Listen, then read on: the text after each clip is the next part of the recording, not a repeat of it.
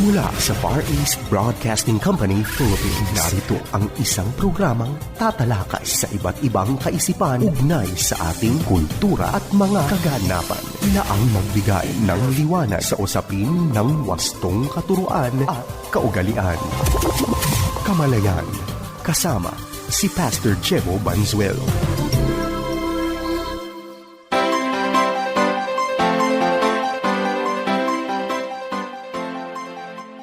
Isang mapagpala at mabiyayang araw mga kapatid. Ito po ang inyong lingkod, Pastor Jebo Banzuelo. At kayo po ay nakikinig sa programang Kamalayan. Ang atin hong programang Kamalayan ay siyempre napapakinggan gamit po ang radyo. Yan po ay iba't ibang estasyon mula Luzon, Visayas at hanggang sa Mindanao.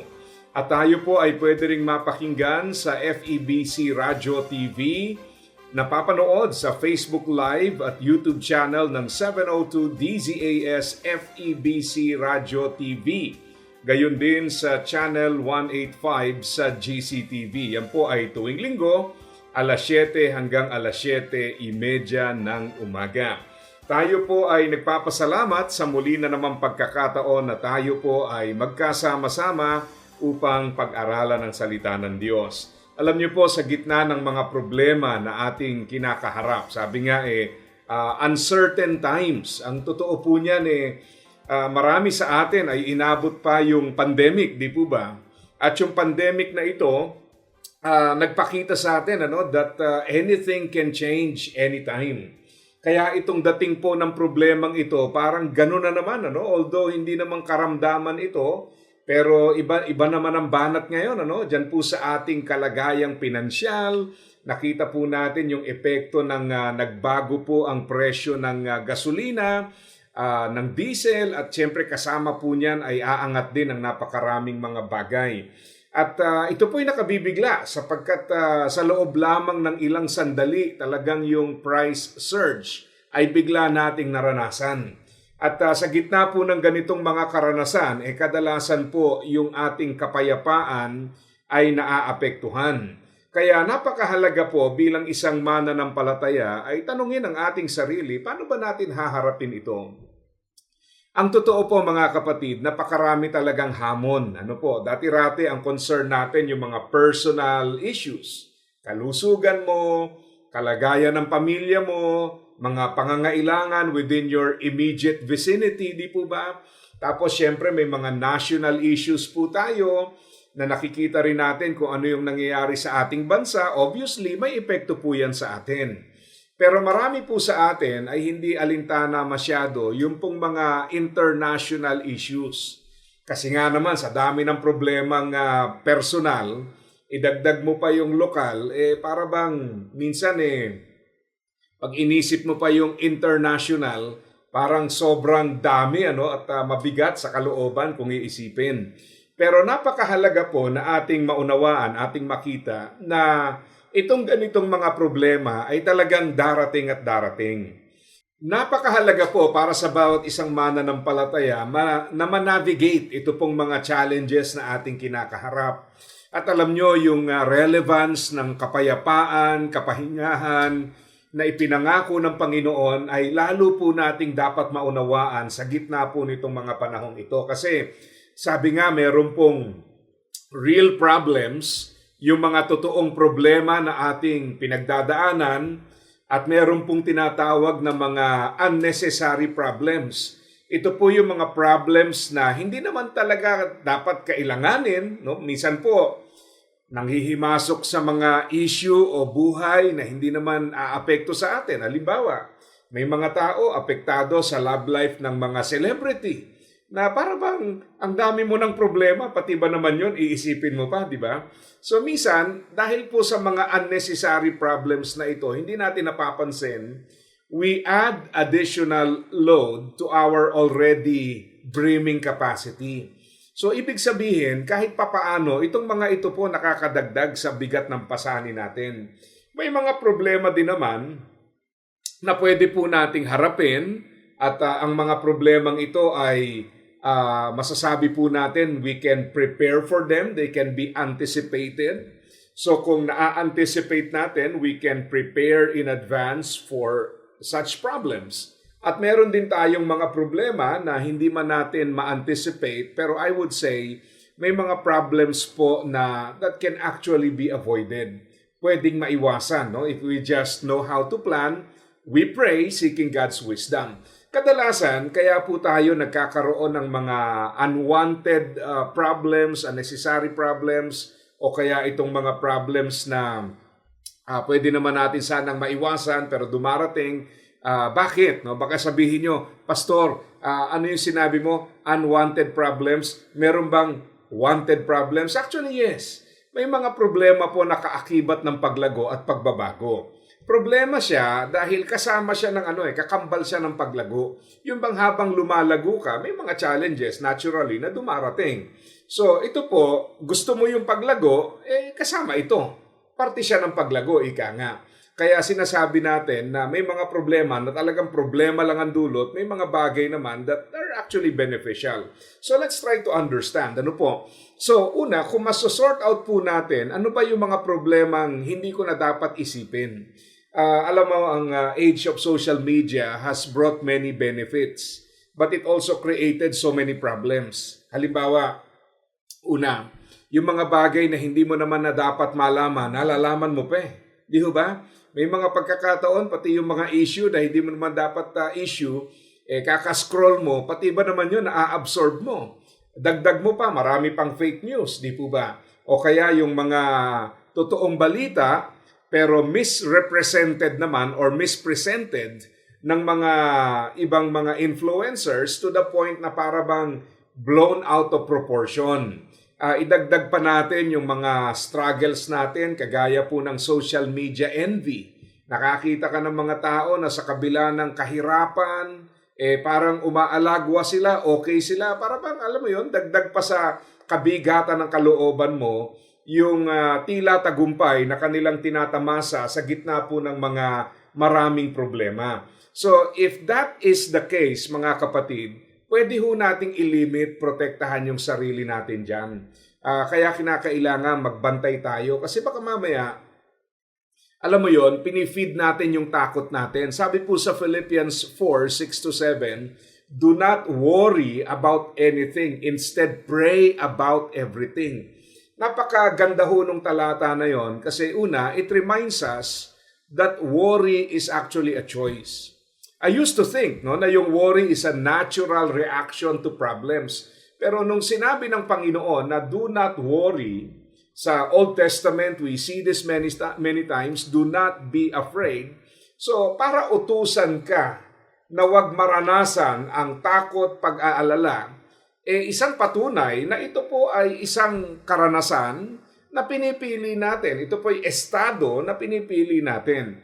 Kaya napakahalaga na maintindihan yon. Pangalawa, may paalala sa atin that there is actually an option, a better option to face the challenges. Ano po yon? Ang sabi ho ng talata, instead, pray about everything. Tell God what you need and thank Him for all He has done. So merong invitation Yung desperation, kaya po natin nararanasan yan. Kasi many times we feel alone. Nag-iisa tayo, wala tayong kasama sa ating pinagdadaanan, kaya desperate. Kaya nga napakahalaga po na maunawaan natin na sa Bible, if you look especially sa Book of Psalms, yung usual desperation na nararanasan, naiibsan po ito hindi dahil yung problema na aalis. Naiibsan ito kung naaalala mo kung sino ang kasama mo sa gitna ng mga problemang pinagdadaanan. Mahalaga po yun. Actually, kung lalabas ka sa Book of Psalms, makikita mo rin yan sa Habakkuk. Sa Habakkuk, talagang antindi ho ron, sabi niya, even though the fig trees have no blossoms. Panginoon, ganun pa rin ang sitwasyon. Pero pag naaalala ko kung sino ang kasama ko, napapanatag ako. Kaya pakaganda ho yung passage na yon sa Habakkuk chapter 3. Let me read that for you sapagkat ito po ay very powerful breakthrough sa buhay po ni Habakkuk. Now, keep in mind, he was asking God, Lord, bakit nagkakaganito ang aming buhay? So later on, instead of God explaining everything one by one, He revealed His power, His might. to Habakkuk, and then Habakkuk eventually understood. He was reminded of who God is. At nung naalala niya kung sino ang Diyos at kung sino siya, at sa kabila ng kung sino siya at kung sino ang Diyos ay pinahalagahan siya, makikita natin nagkaroon ng turning point. Kaya sabi niya rito, even though the fig trees have no blossoms, there are no grapes on the vines. Even though the olive crop fails and the fields lie empty and barren, even though the flocks die in the fields and the cattle barns are empty, yet I will rejoice in the Lord. I will be joyful in the God of my salvation. The sovereign Lord is my strength. He makes me as sure-footed as a deer, able to tread upon the heights. Napakaganda ho rito kasi ang totoo, ang nagbago rito hindi yung sitwasyon Ang nagbago rito yung pananaw ni Habakkuk. Kaya nga yung introduction dun sa verse 17 na even though ganito pa rin Panginoon, pero sa kabila ng lahat ng ito, sabi niya, I will rejoice in the Lord. I will be joyful in the God of my salvation. Lord, yung circumstances led me to this disposition. But now I will choose to rejoice. I will choose to be joyful in the God of my salvation. For the sovereign Lord is my strength. So hindi naman nawala pa yung problema Nung sinulat niya to, nandun pa rin. Kaya nga even though Pero sa gitna nito ay nandoon po naalala niya ang presensya ng ating Panginoon. And he was given encouragement. At tayo rin po mga kapatid, napakahalaga sa atin yan. Kasi many times, nakakalimutan natin kung sino ang Panginoon. Hindi ba? We look at the problems, we get so overwhelmed, and sometimes so overwhelmed to the point na may mga realizations tayo. Kagaya ng una, sometimes we realize we are not truly trusting the Lord. Totoo yan. Sabi nga, what bothers you matters to you. Minsan ho talaga, pag dumarating ang problema, doon na lang natin talaga nalalaman, Lord, hindi pala ako sa iyo nagtitiwala. Masyado pala akong kumpiyansa sa mga naipong ko, security ng aking trabaho, seguridad ng material na biyaya, na pag nayanig ang mga ito, I feel afraid. Why? Because my confidence has shifted from you to these temporal things. So nare-realize natin, Lord, teka lang, may mali sa akin. Ano pa? Sometimes, sa pamamagitan po ng mga trials, ay lalo nating nakikita yung dahilan kung bakit yung pong mga material at temporal ay hindi talaga pwedeng sandigan ng ating kapanatagan. Ay totoo naman. Kasi po talagang ang tendency natin is to put our security on what we can control, what we can handle. Di ba? Kung ano yung hawak natin, kung ano yung kontrolado natin, gusto natin yun Kaya nga, yung word na stress, interestingly, pag hinanap nyo yung meaning niyan, isa sa mga lalabas ito. Yung stress daw is, it happens when our sense of control is threatened. O, di ba? Nai-stress tayo pagka yung sense of control natin nati-threaten. Sa totoo lang, hindi naman talaga tayo in control Feeling natin in control tayo. Kaya once na nawala yung feeling na yon and we realize, Lord, we are no longer in control. Paano ngayon to?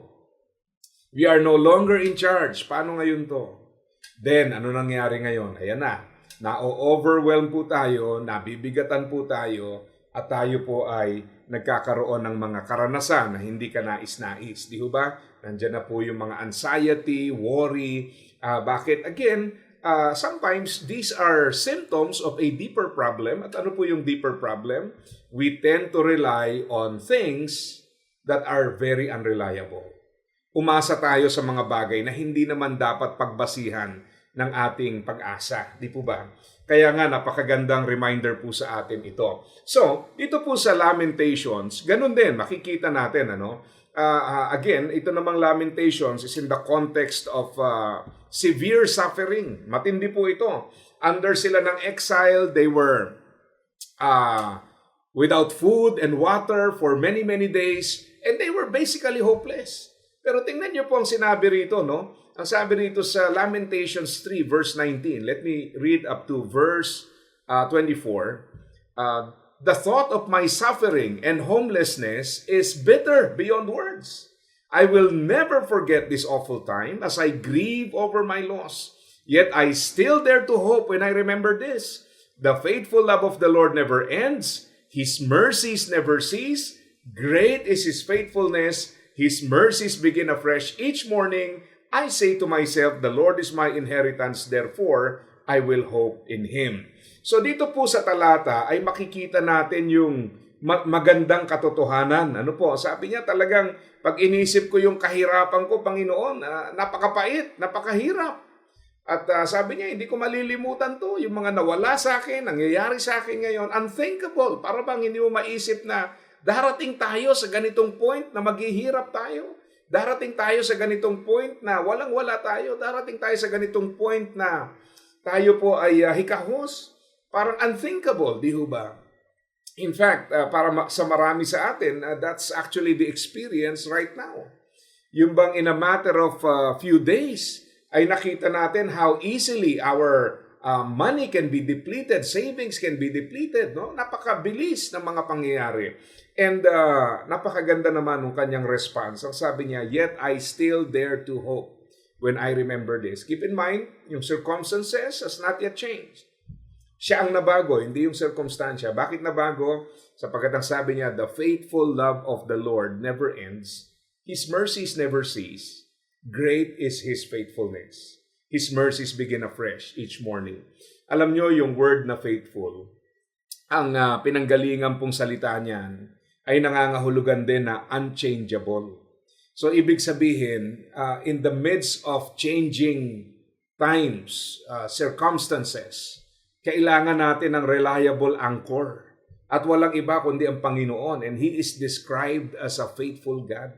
Alam mo yung halimbawa, nasa gitna ka ng krisis, tapos may naisip ka, pwede kong lapitan ang taong ito. Matutulungan niya ako, tapos biglang sasabihin sa iyo, pasensya na, walang-wala rin ako. Di ba? Parang, wow.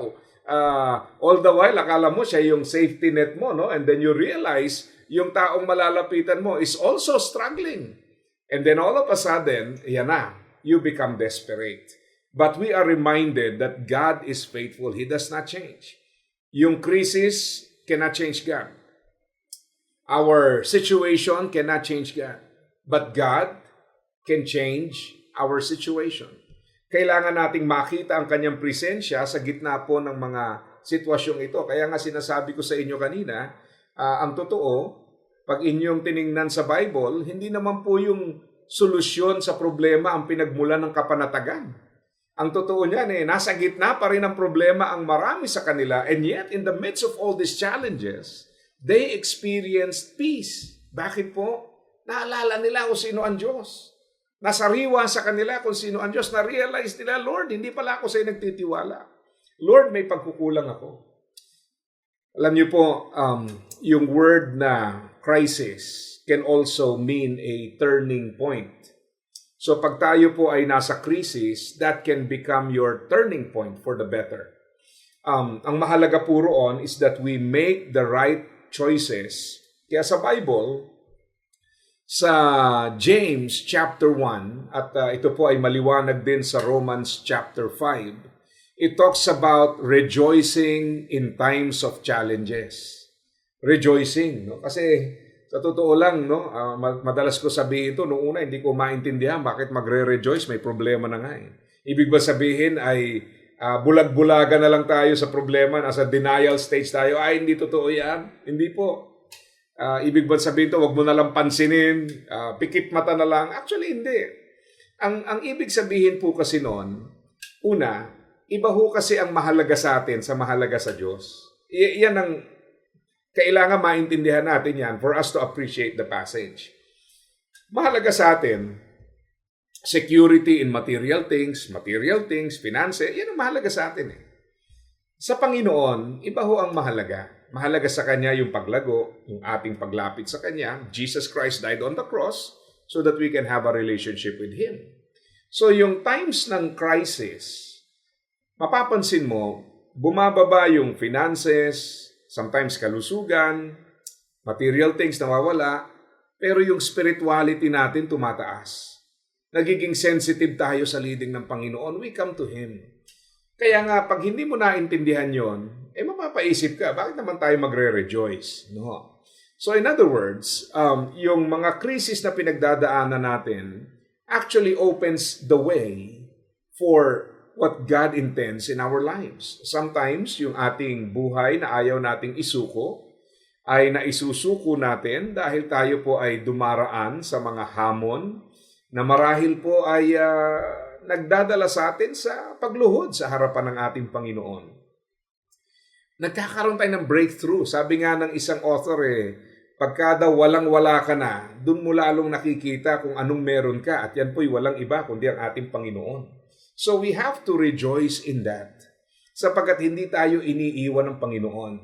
Yung circumstances natin does not change God. Yung tila absence ng Diyos is actually not absence. Yung inaction, akala natin walang ginagawa, but God is always sovereign. He is always on the throne. We may not always understand. We may not always align with what He's doing. We may not always appreciate what He's doing. But rest assured that God is in control. He knows what is best, and His will, His purposes will be accomplished. Kaya ang sa atin po mga kapatid, let us trust in the Lord. Hayaan niyo po na ang panahon ng krisis ay maging imbitasyon para tayo ay lumapit sa Panginoon. At kung kayo po'y nalayo sa Panginoon, let the time of crisis be an invitation to go back. Sapagkat yan ang nais ng Diyos para sa atin. Kaya mga kapatid, wag naman sana na yung paglapit sa Panginoon ay triggered lang ng ating mga problema. God wants us to have fellowship with Him, to enjoy His presence. At totoo naman na maraming pagkakataon ang nagtutulak sa atin ay mga problema. Pero nawa, makita natin na hindi lang siya Diyos pag may problema tayo. He is the Lord of our lives. Everything must be submitted to Him. We must align with God. So, sana po ay naging pagpapala ang ating pag-aaral ngayon at maging kalakasang espiritual ng bawat isa. Muli, ito po ang inyong lingkod at kayo po ay nakikinig sa programang Kamalayan at tayo po ay nasusubaybayan sa FEBC Radio TV, iba't ibang estasyon sa radyo, Luzon, Visayas, Mindanao, sa Facebook Live YouTube channel ng 702 DZAS FEBC Radio TV, gayon din sa Channel 185 sa GCTV. Ito po si Pastor Jebo Banzuelo, nagsasabing, ang buhay na ginagamit ng husto at wasto ay walang pagsisisi pagdating sa dulo. Pagpalain po tayo ng ating Panginoon. Iyong napakinggan ang Kamalayan. Para sa iyong mga tanong, komento at suhestyon, mangyaring bumisita sa ating Facebook fanpage, Kamalayan FEBC. O mag-email sa kamalayan@dzas.febc.ph.